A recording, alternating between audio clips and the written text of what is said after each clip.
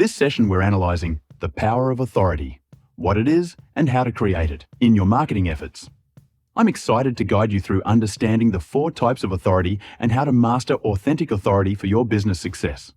In this session, we'll cover the different types of authority that exist, the key type you need to master for business success, the elements that generate authentic authority, how to overcome the fear of becoming a trusted authority. Let's start with the basics. What exactly is authority? The word authority comes from the Latin auctoritas, which encompasses invention, advice, opinion, influence, and command. That's quite a range of concepts. There's no standardized meaning of authority, which explains why some people feel anxious about calling themselves an authority. They misunderstand what it truly means. Authority has evolved over centuries. It's both a sociological and psychological concept, meaning it comes from how we relate to each other in society and from our internal psychology. The external part is usually easier to understand than the internal aspects. Here's a definition. Authority is the ability to lead, influence, persuade, and inspire others from a position of established knowledge, trust, and credibility. And let me be clear about what authority is not. It's not artificial power. It's not forcing yourself against others' will. It's not manipulation or coercion. It's not about superiors and inferiors. Like money, authority is a neutral concept that can be used positively or negatively. Each of us has our own interpretation of such concepts. Authority can be used for tremendous good or for destruction. The choice is yours. Now, let's explore the 4 types of authority that exist in our world. Government at every level. Police officers and sheriffs. Airport security. Regulatory agencies like the FDA, SEC, or IRS. This isn't authentic authority because people aren't following out of respect. They're following because they have to obey the law or face consequences. The second type is social authority. These people gain authority primarily through social norms, not legal power. Examples include school teachers, parents, sports coaches, and church leaders. A teacher doesn't have legal power over students, but social norms create an expectation that students listen to teachers. These are unwritten rules enforced by social expectations. The third type is implied authority, what I call situational influence based on the role someone plays in a specific moment. Examples include the doorman at a nightclub, the parking lot attendant in the orange vest, the person controlling entry at the Apple store, and the ticket taker at a movie theater.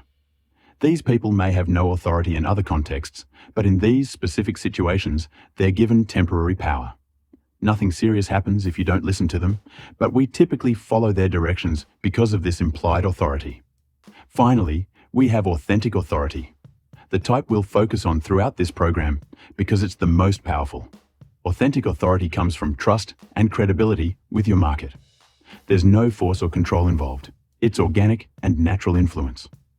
People follow you because they want to, not because they're being manipulated. This cannot be artificial or contrived. It must be natural and relies on creating a true connection with those who look to you as an authority. So, how do we create and earn authentic authority? There are 10 elements that make up authentic authority. The first 3 elements are the most critical. Element 1, authenticity. In today's world, people are desperately seeking authenticity, transparency, honesty, and integrity. They want someone they can truly believe in during this crisis of leadership. If you can be that authentic authority, people will follow you to the ends of the earth. Element 2, core competence. You need competence in what you do. This doesn't mean being the best or biggest. It simply means having the ability to serve your marketplace effectively.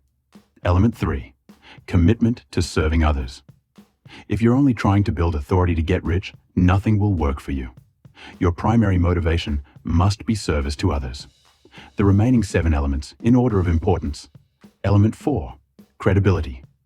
You need to establish and build credibility within your market. One way is through social proof, testimonials and case studies from existing clients or recognized experts. Element 5, courage and vulnerability. This ties back to authenticity. The more vulnerability you demonstrate, the more connected your audience feels to you. Don't try to be perfect. Share your struggles and failures. People will resonate with your humanity. Think of superheroes. They all have one fatal flaw that makes them relatable. Your flaws, struggles, and failures are powerful parts of who you are. Share them rather than hiding them. Element 6. Relevance. The common cause. You need to be relevant to your marketplace by creating a common cause. Show that you understand their problems because you've experienced them too. Create a common enemy that you both fight against. Element 7. Trustworthiness. People need to know they can rely on you and that your words prove true. Element 8. Optimism. Brightness of the future. People are tired of negativity and doom. They're looking for optimism and hope. Be that bright light in their lives, showing them things will get better. Element 9. Respectability. Your market needs to respect you. While not every authority has 100% respect, it helps significantly. Element 10. Likability. Being likable amplifies your authority but isn't mandatory. There are massive authorities who many people don't like, yet they remain influential. Remember these key points. The more of these elements you build, the more authentic authority you'll have. You don't need all 10, but there's no downside to developing all of them. The top 3, authenticity, core competence, and commitment to service, are prerequisites. The rest are highly desirable. Your goal is to become a guide, not a commander. You aren't separate from your market. You're one of them, just slightly more experienced. Your story of authority will establish many of these elements quickly. Becoming a trusted authority isn't about being number one in your market, being the biggest or best known, having the most experience or education, or having the most credentials. It's about authenticity, competence, and service. In summary, authentic authority is the most powerful type of authority and will give you massive leverage in the marketplace.